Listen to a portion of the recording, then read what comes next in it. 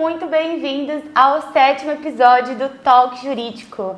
E hoje nós temos uma convidada vindo diretamente de Santa Catarina, a doutora Marcele Senhorinho Franco. Mar, seja muito bem-vinda ao Talk. Obrigada, Rê. É uma honra participar aqui do seu Talk. Espero que eu possa contribuir muito com esse episódio, com essas gravações, com uma área que eu amo muito, que é a área de direito imobiliário. Conta pra gente, qual área que você atua? Eu trabalho com a área de direito imobiliário, atuo muito com regularização de imóveis, uso capião, REURB e também com a parte contratual, contrato de compra e vendas, contrato de locação, então assim, direito notarial, registral e imobiliário.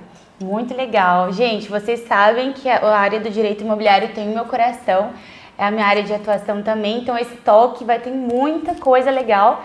E nós trouxemos um assunto sobre regularização de imóveis na modalidade de uso capião. Nós sabemos que no Brasil mais da metade dos imóveis urbanos não possuem matrícula individualizada, estão irregulares. Então muitas propriedades não possuem um título formal. E para isso eu trouxe a Má, que é especialista. E nós vamos começar explicando, Má, o que seria a modalidade de uso capião? Uso capião, Rê, é basicamente você tornar a posse mansa, pacífica e reiterada em propriedade. É você regularizar a forma como você exerce esse domínio de uma matrícula, abrir a matrícula em seu nome, que seja um título reconhecido. Claro, vamos ter que preencher alguns requisitos, não é simplesmente você chegar, eu quero fazer um uso capião. Não é bem assim, mas é basicamente isso, você regularizar a posse em propriedade. Entendi. Uma coisa que eu tenho visto bastante são as pessoas confundindo o uso capião com invasão. Qual seria a diferença de uma forma simplificada? Gente, a invasão é simplesmente você se apropriar de uma forma que não seja mansa, pacífica, certo? A uso capião é um requisito, além do tempo, né, que é muito importante, porque você tem que preencher o tempo dependendo da modalidade, o essencial é que ela seja sem litígio, certo? Mansa, pacífica, reiterada, sem oposição. A partir do momento que você tem uma oposição, ele já quebra o período de posse, certo? Então, a gente preenchendo esses requisitos, pode-se entrar com o uso capião. Entendi. E nós, quando falamos de uso capião, eu gostaria que você falasse as duas formas e quais são as principais modalidades que você vê no seu dia a dia. Certo. Bom, atualmente, eu, por exemplo, advogo muito no extrajudicial, tá? Então, nós temos a modalidade judicial e o extrajudicial. Como eu sei qual que eu vou escolher, eu sempre vou analisar os documentos, certo? Por quê? Muitas vezes pode ter título, não ter título, contrato de compra e venda, contrato de gaveta, que existe muitos contratos de gaveta. Então, assim, quando o cliente chega no escritório, antes de eu passar a modalidade e qual o rito que nós vamos escolher, eu sempre vou pedir para analisar os documentos. Analisei o que a pessoa tem. Aí sim, eu posso passar um parecer se vai pela modalidade judicial ou extrajudicial, tá? Então assim, eu sempre escolho também, por quê? Porque o judicial, ele é um pouco mais demorado, né? Porque a gente vai ter que entrar com a ação, vai ter que citar todos os confrontantes, vai ter que citar o Estado, União, município. Então assim, tem um procedimento um pouco mais demorado. Já o extrajudicial, é essencial você saber assim que vai ser feita a ata notarial, tá? Essa ata notarial, ela é um requisito principal, porque a ata é um documento da uso capião. Então, a primeira fase da uso capião extrajudicial é você fazer a ata notarial, tá? Que vai relatar todo o histórico de posse. Com a ata notarial, você vai dar a entrada no registro de imóveis. Com a entrada no registro, claro, vai apresentar basicamente tudo que você apresentou na ata, mas apresentar também a ata. Então, a ata é um documento essencial. Então, são essas duas fases. Muitas vezes, a gente consegue ter uma uso capião extrajudicial em 6 meses, 7 meses. Só que é muito importante saber, assim, o que pode atrasar um pouco esse processo, né, esse procedimento. os confrontantes. Porque muitas vezes você não sabe quem é seu confrontante, né? Ou na prefeitura não está atualizado o boletim, né? O cadastro imobiliário não está atualizado e daí você tem uma informação e ela não é a verdadeira. Entendi. Então, muitas vezes a gente assim tem que ter sistemas de busca, ou ir atrás de quem, eventualmente um inquilino que não quer passar quem que é o proprietário, né? Mas, além dessas duas modalidades, judicial e extrajudicial, eu também vou fazer a análise da modalidade. Então, assim, o que eu vou escolher? Ordinário, extraordinário, rural, urbano. Basicamente, vamos focar aqui no ordinário, no extraordinário, tá? O urbano também é bastante importante, mas eu atuo muito mais no ordinário e extraordinário. O extraordinário, você precisa exercer 15 anos de posse, sem título, certo? O que seria um título? Ou uma matrícula, ou uma escritura, ou uma... basicamente assim, sem apresentar, você vai ter que comprovar a sua posse nos últimos 15 anos, de forma mansa, pacífica e reiterada, certo? A modalidade ordinária você precisa comprovar os últimos 10 anos de posse, mas com contrato. Então, se você sempre vai ter um título que comprove a posse que você está exercendo. Certo? Então, você comprovando os últimos 10 anos de posse, tendo, por exemplo, um contrato de gaveta dos últimos 10 anos, você pode pela modalidade ordinária. É claro, você pode ter um contrato dos últimos 10 anos, mas eventualmente trazer testemunhas, trazer declarações, comprovantes de IPTU antigos, fatura de energia, água, internet, e entrar na modalidade extraordinária, comprovando os últimos 15. Então, assim, eu sempre gosto de comprovar os últimos 15 anos de posse, tá? Porque existem registros que eles alegam que para você ir pela modalidade ordinária, desde que seja na uso capião extrajudicial, você precisa ter um justo título, certo? Sim. E nem sempre você vai ter. Então, eu sempre, quando eu vou na modalidade extrajudicial, eu foco no extraordinário e comprovo os últimos 15 anos de posse, tá? E o urbano, o que seria? A pessoa que assumiu uma posse, mansa, pacífica e reiterada, ali mora algum parente, são 5 anos que você precisa comprovar e ter a sua residência. Então, assim, na urbana, você não pode ter outro imóvel, tá? É só essa casa onde você mora. Na ordinária e na extraordinária, você pode fazer quantas usucapiões você quiser, tá? Só nessa modalidade realmente da urbana que você não pode ter outros imóveis, tá? E assim, é muito mais específico, porque como você precisa comprovar menos tempo, então as exigências desse menor tempo é muito maior. Sim. É diferente, por exemplo, da extraordinária, tá? E para você, qual seria mais vantajoso, ao judicial ou extrajudicial? Ou pode depender do caso? É assim, olha, o que eu sempre digo. Se a pessoa realmente não tem condição, no judicial, a gente tem a vantagem que pode ser solicitada a justiça gratuita. Sim. Certo? Você, tendo a justiça gratuita, além de você economizar as custas processuais, no registro de imóveis, você também não vai pagar. Você vai pagar só a taxa de abertura, né? Sim. Só a taxa ali inicial de emolumentos. Mas não vai pagar o valor total que o registro cobra. Então, se é uma pessoa que realmente não tem condições, sim, eu indico assim, atinge aí o limite do judiciário para a justiça gratuita, eu recomendo o judicial.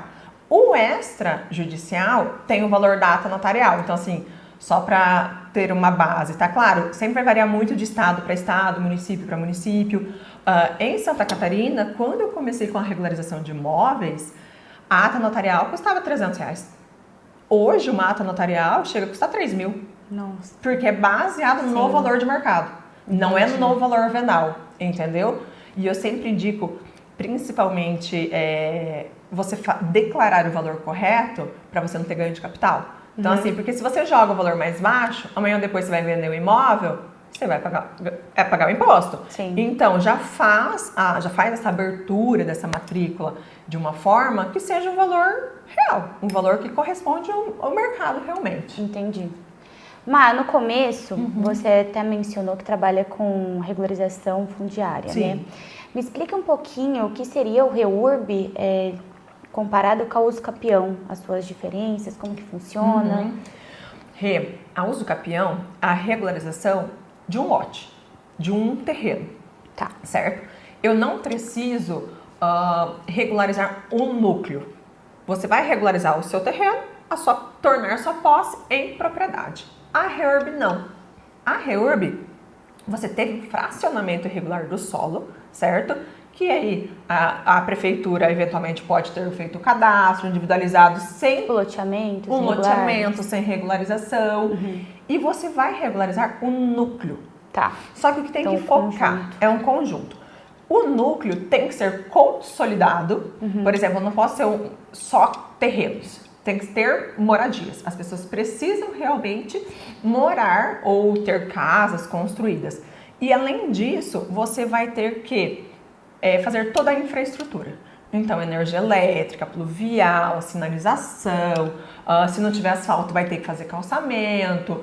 E assim, o que é bastante interessante é que traz uma valorização muito grande quando você adere à REURB. Por quê? Porque o seu núcleo, o seu bairro, vamos dizer assim, ele vai ter todas as infraestruturas e vai ser valorizado. Sim. Então, assim, eu sempre Até a mesma digo, coisa com o uso capião, né? Isso valoriza o imóvel. O que eu sempre digo assim, hoje, se você tem um imóvel, que não é muito comum aqui em Maringá, por exemplo, é um imóvel que nunca teve uma matrícula. Mas, em diversos lugares do Brasil, principalmente em Santa Catarina, é muito comum um imóvel de posse. E como que é transmitida essa posse? Por cessão de direitos. Então, faz um contrato de gaveta e transmite a posse para o novo posseiro. Aqui em Maringá, basicamente, assim, tudo tem escritura, tudo tem matrícula, uma matrícula individualizada. Mas na maioria das cidades litorâneas e tudo mais, não. E assim, é muito louco você achar que a pessoa vai investir num imóvel que não tem a propriedade.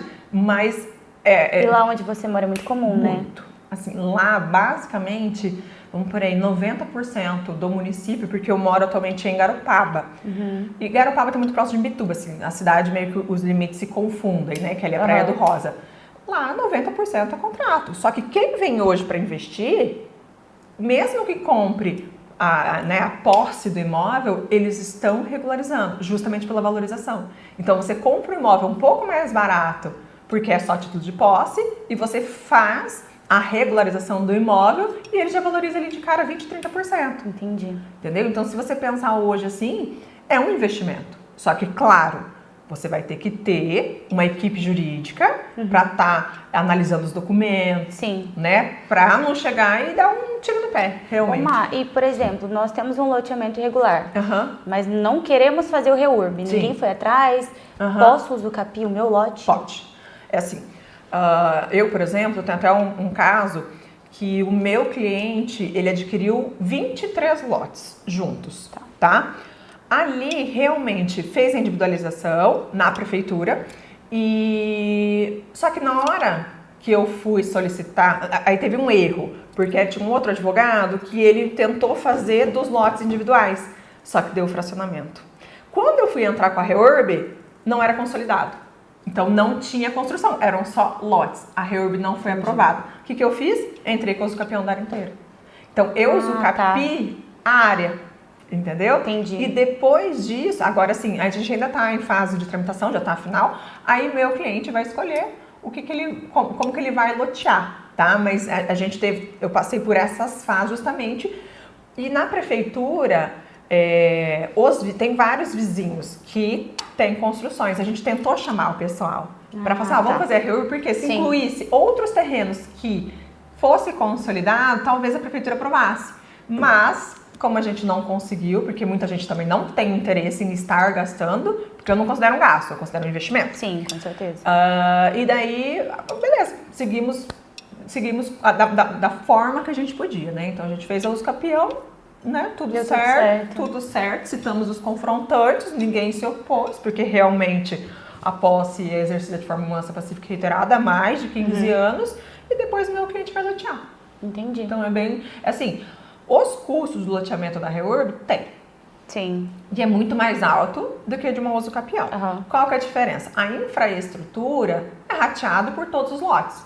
Então hoje uma execução de postamento, elétrica, transformador, não é barata.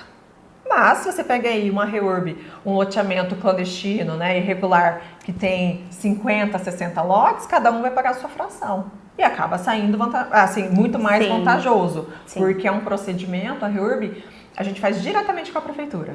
Então não é judicial. Claro, pode ter uma ação civil. Então existem casos de REURBs que eu atuo que tem ação civil. E daí a gente vai eventualmente ter que fazer um TAC com o Ministério Público, mas de qualquer forma, não existe assim, eu vou entrar com uma ação de REURB. Não, você vai entrar com um pedido de REURB na prefeitura. Na prefeitura. Entendi. Entendeu?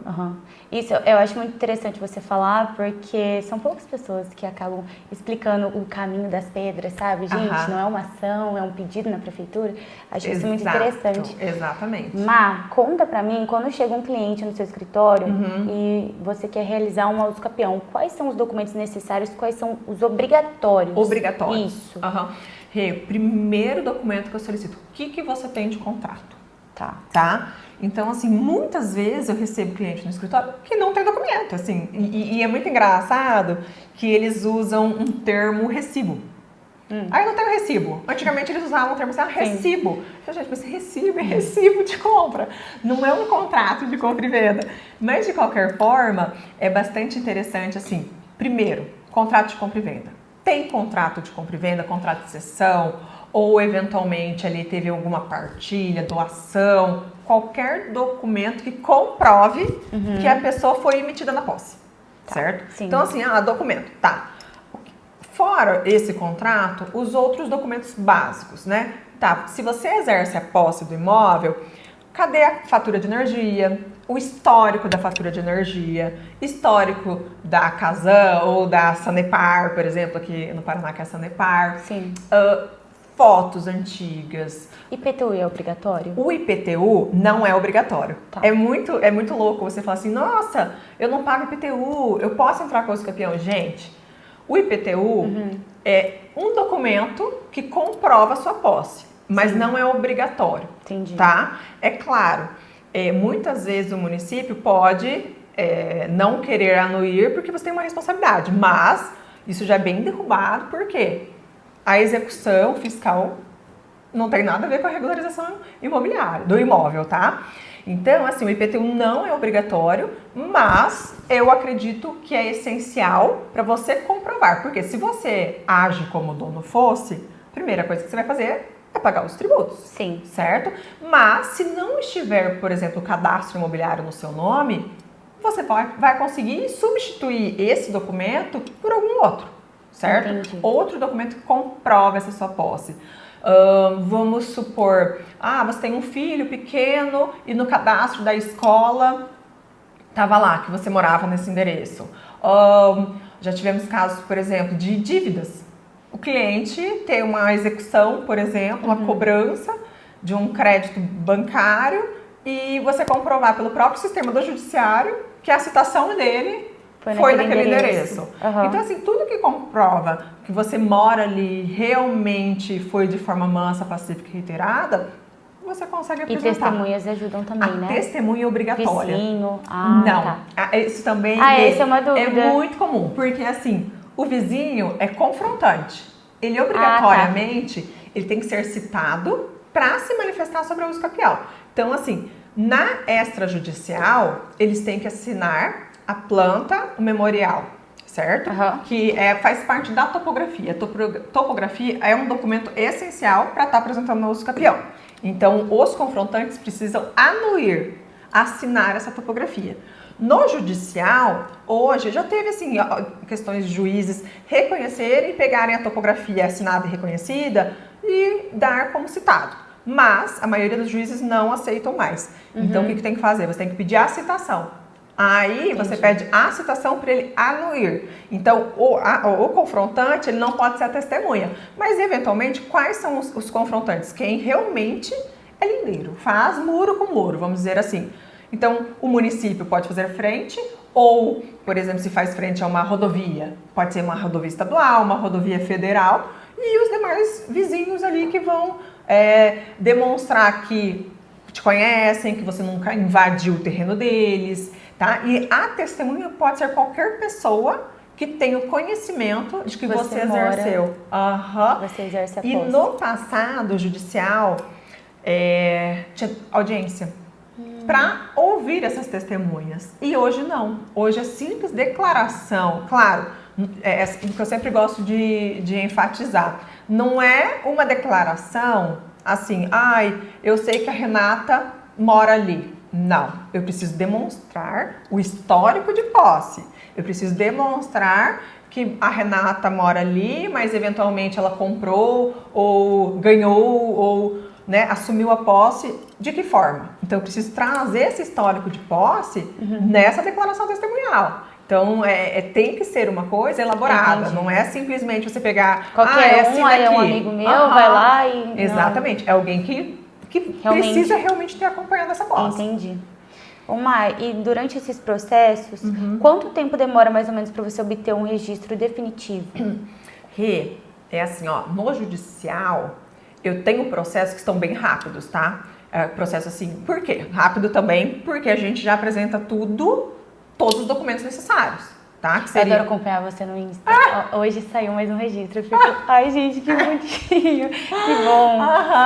Hoje saiu mais uma abertura de matrícula. Exato. E daí o que acontece?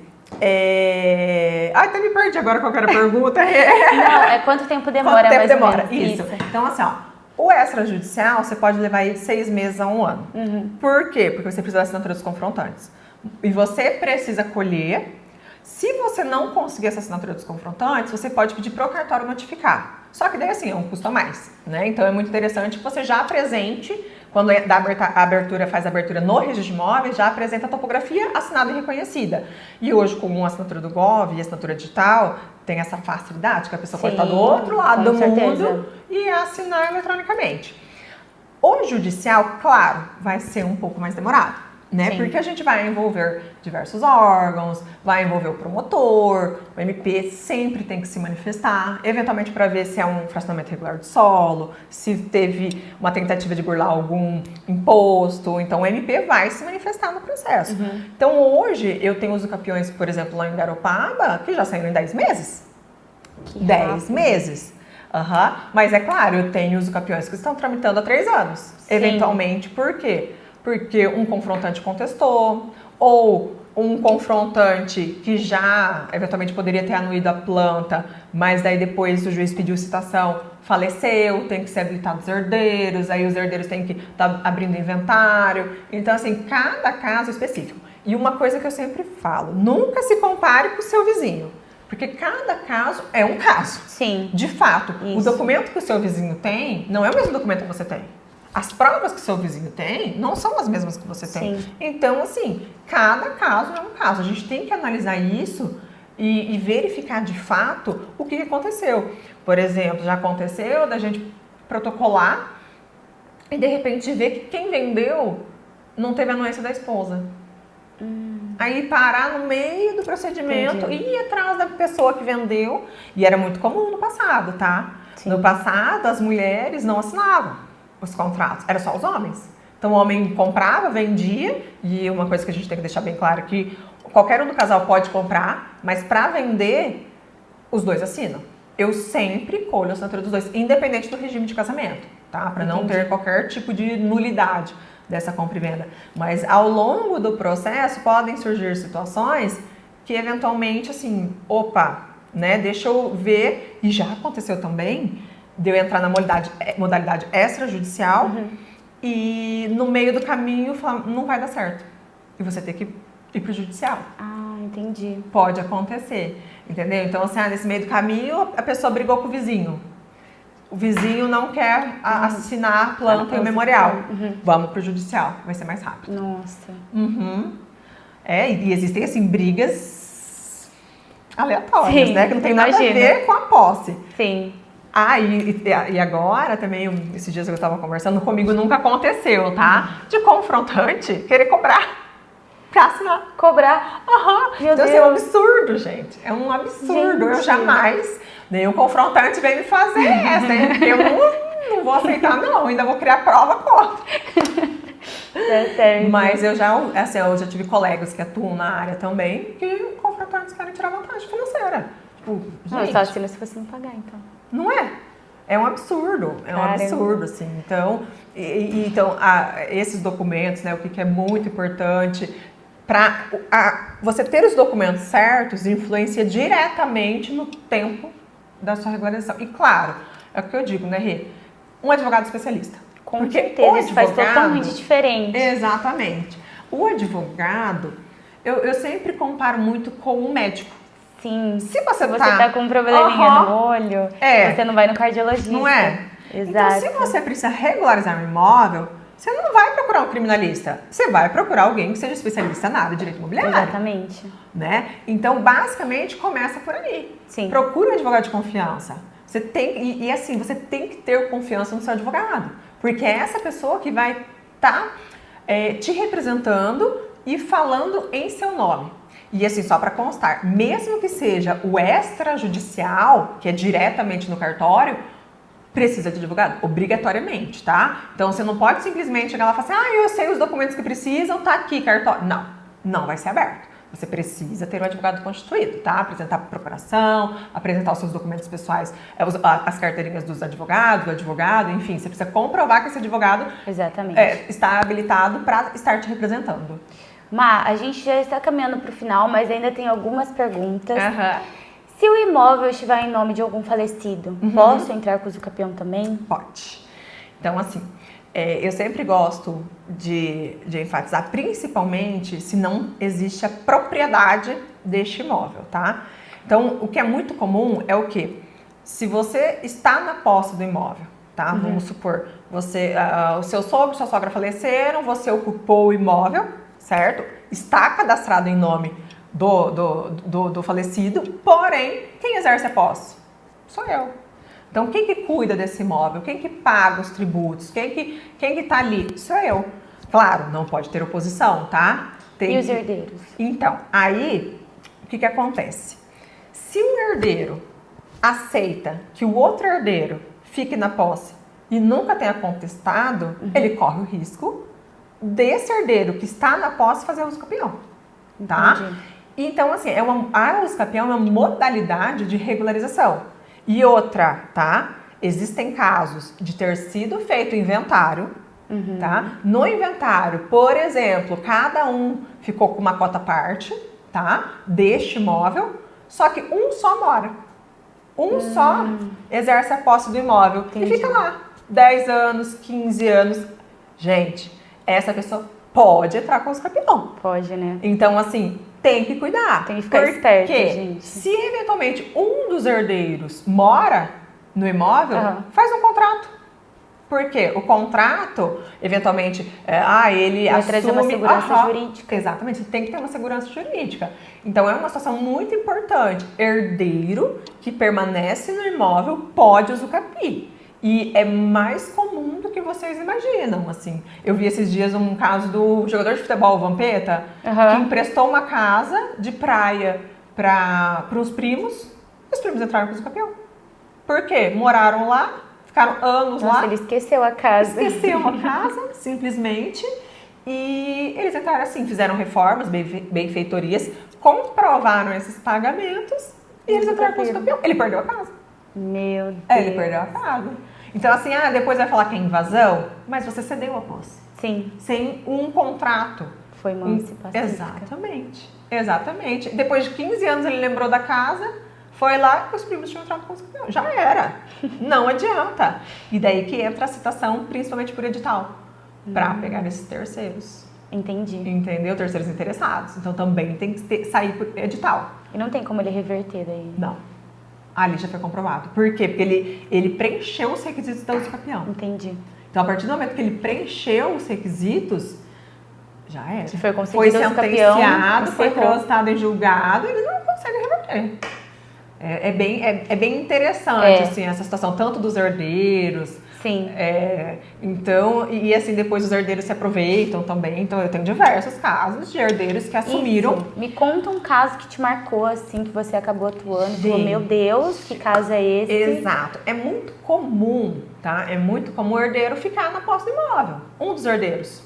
eventualmente aquele que no passado cuidava dos pais, cuidava da mãe e tudo mais, então ele permanece morando na casa e fica ali, paga tudo, se porta como dono, na própria comunidade, na rua, todo mundo sabe que é ele que mora ali, e daí ele entra com o uso capião. Então isso é muito comum. Também já aconteceu em imóveis sem matrícula, tá? Porque existe, como eu mencionei, eu entrar com a uso capião, perdão, eu não tinha entrado ainda. Eu já estava reunindo todos os documentos para ajuizar a uso capião. O que aconteceu? O senhor faleceu nesse meio do caminho. Nossa, no meio tempo. Só que assim, poderia ter ido para inventário, ou como as filhas assumiram essa posse, fazer uso capião. Então eu poderia ou ter ido para inventário, é claro, nesse caso o inventário seria muito mais caro, porque teria que pagar toda a tributação que não é barata, mas neste caso nós optamos realmente, elas assumiram a posse do imóvel, não tinha litígio, fizemos a uso capião em nome das filhas. Então eu tive que refazer todos os documentos. Claro, foi muito mais vantajoso refazer a minha topografia, perdão, refazer os documentos, do que ter que pagar o TCMD. Com certeza. Então aí é estratégia. Tem que buscar o seu advogado e ver qual que é a melhor estratégia para você.